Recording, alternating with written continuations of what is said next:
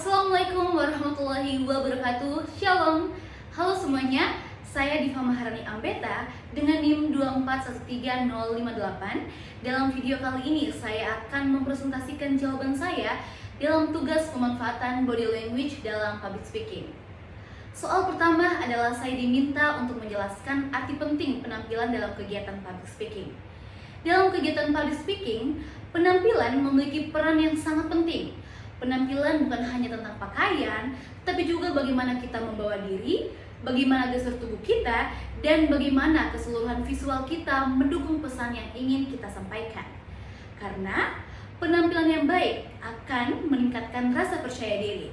Ketika kita hadir dengan tampilan yang rapi dan tertata, tubuh dan pikiran terasa lebih siap.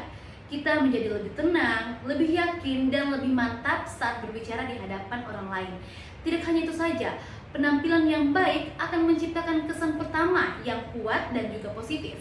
Dalam hitungan detik, audiens biasanya langsung menilai pembicara dari apa yang mereka lihat. Jika penampilan sudah memberikan impresi yang meyakinkan, audiens pun akan lebih mudah menerima dan menghargai apa yang ingin kita sampaikan. Selanjutnya, penampilan yang baik akan membangun kredibilitas. Pembicara yang tampil profesional terlihat lebih dapat dipercaya. Sikap menghargai diri mencerminkan keseriusan kita terhadap materi maupun acara yang sedang berlangsung.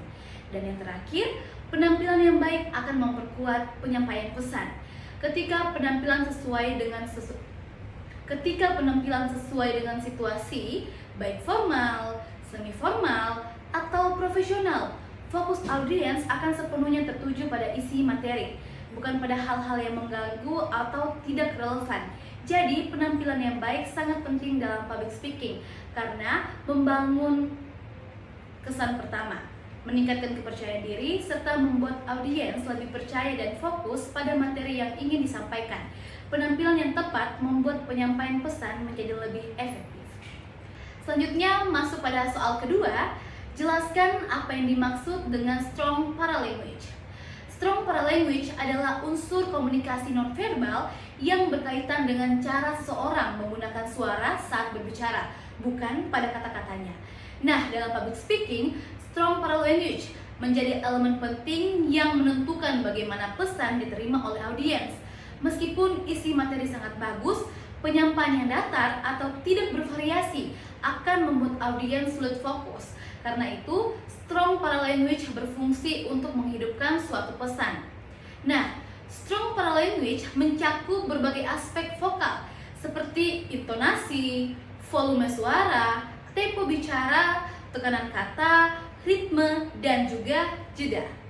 Setiap aspek ini membantu memperkuat makna kalimat agar terdengar lebih meyakinkan dan berpengaruh. Pertama, intonasi adalah naik turun suara ketika berbicara.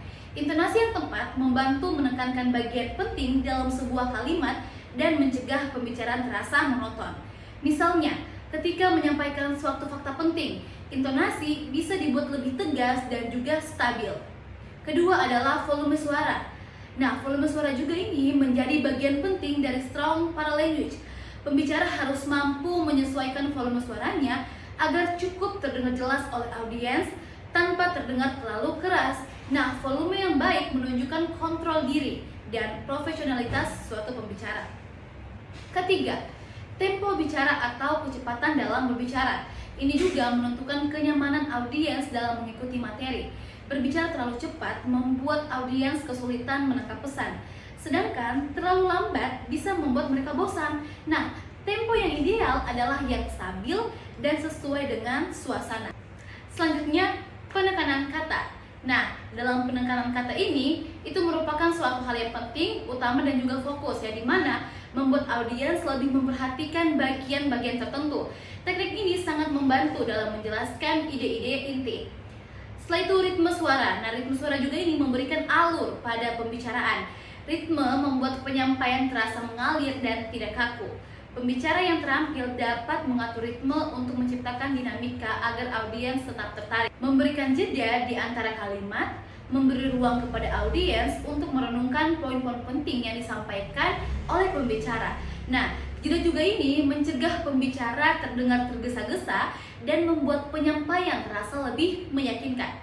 Secara keseluruhan, strong paralanguage adalah teknik pengaturan suara yang membuat komunikasi lebih hidup, efektif, dan juga meyakinkan. Pembicara yang mampu menguasai strong paralanguage akan terlihat lebih profesional, percaya diri, dan mudah menarik perhatian audiens. Tanpa strong paralanguage, pesan yang disampaikan akan terasa hambar meskipun isi materi sangat baik. Selanjutnya, soal yang ketiga adalah bagaimana cara menyampaikan body language yang bagus dan juga benar. Body language atau bahasa tubuh merupakan salah satu komponen utama dalam public speaking. Cara kita berdiri, bergerak, melihat audiens, hingga mengekspresikan wajah, semuanya berperan besar dalam menentukan bagaimana pesan kita diterima. Karena itu, penggunaan body language harus dilakukan dengan teknik yang benar agar komunikasi menjadi lebih efektif dan memikat. Yang pertama adalah postur tubuh, menjadi dasar dari keseluruhan body language. Pembicara yang baik harus berdiri tegap, bahu rileks, kaki seimbang, dan tubuh menghadap audiens. Postur yang stabil menunjukkan rasa percaya diri dan kesiapan untuk berbicara. Menghindari membungkuk atau berdiri terlalu kaku, membantu menciptakan kesan profesional sekaligus ramah. Yang kedua adalah kontak mata, merupakan elemen penting dalam membangun hubungan dengan audiens. Pembicara perlu mengarahkan pandangan ke berbagai sisi ruangan, bukan terpaku pada satu titik atau hanya melihat suatu slide. Kontak mata menunjukkan bahwa pembicara benar-benar hadir dan ingin terhubung dengan pendengar. Hal ini juga memberikan kesan yakin dan juga menguasai materi. Yang ketiga adalah gestur tangan. Harus digunakan secara alami dan tidak berlebihan, dan harus sesuai dengan konteks dengan apa yang diucapkan oleh suatu pembicara. Gestur membantu mempertegas poin-poin penting, memvisualisasikan ide, dan membuat penyampaian lebih dinamis. Misalnya, membuka telapak tangan dapat menunjukkan keterbukaan, sementara menunjuk ke diri sendiri dapat menekankan pernyataan personal. Yang perlu dihindari adalah gestur yang terlalu banyak, agresif, atau tidak sesuai dengan ritme bicara. Keempat adalah ekspresi wajah. Harus selaras dengan isi pembicaraan. Senyum ringan di awal dapat membangun hubungan positif dengan audiens, sementara ekspresi serius dapat digunakan saat menjelaskan hal-hal yang penting. Wajah yang datar sepanjang presentasi membuat penyampaian terlihat membosankan, sehingga variasi ekspresi menjadi penting untuk menjaga atensi audiens. Kelima adalah penggunaan ruang atau movement, membuat pembicara terlihat aktif dan hidup. Bergeraklah secara wajar, misalnya melangkah kecil ketika berpindah ke topik baru atau mendekati sedikit ke audiens untuk memberikan suatu penekanan. Namun, hindari berjalan mondar-mandir tanpa arah karena dapat mengganggu fokus audiens. Jelaskan panjang lebar jenis body language dan manfaatnya.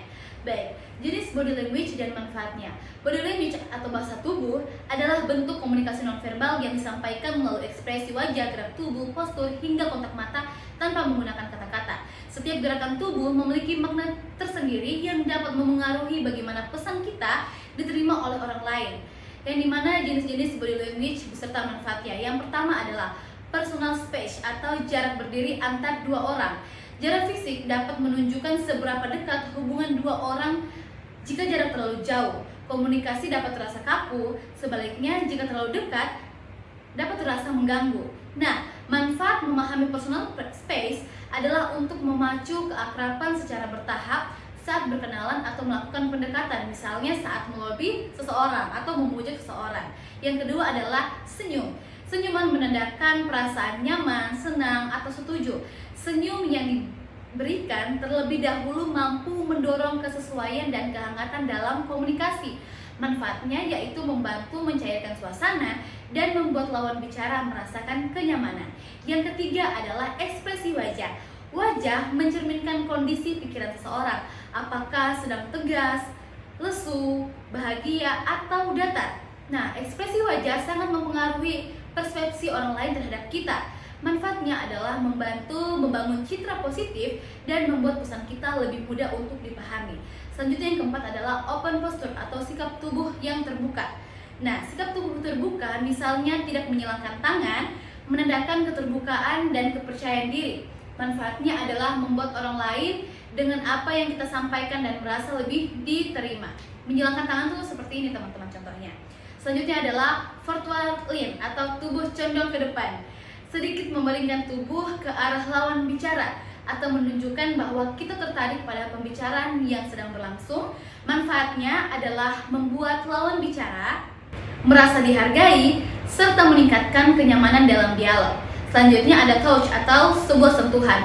Nah, sentuhan ini seperti jabat tangan menandakan bahwa hubungan mulai memasuki tahap keakraban. Jika dilakukan secara sopan dan wajar, sentuhan dapat meningkatkan kedekatan secara emosional. Sentuhan yang netral pada punggung tangan umumnya paling aman. Selanjutnya adalah eye contact, soft and warm. Nah, kontak mata menunjukkan keterbukaan dan sebuah kejujuran. Melakukan kontak mata secara hangat tanpa menatap tajam dan membuat orang lain merasa dihargai dan dipercaya. Dan manfaatnya adalah meningkatkan kepercayaan dan kekuatan pesan yang ingin disampaikan. Selanjutnya adalah anggukan kepala. Nah, anggukan kepala memberikan tanda persetujuan, afirmasi, atau ketertarikan. Saat mendengarkan orang lain, anggukan halus dapat membuat mereka merasa didukung. Saat menyampaikan gagasan, mengganggu dapat membantu memperoleh persetujuan lawan bicara. Selanjutnya adalah meletakkan tangan seperti bertopang dagu.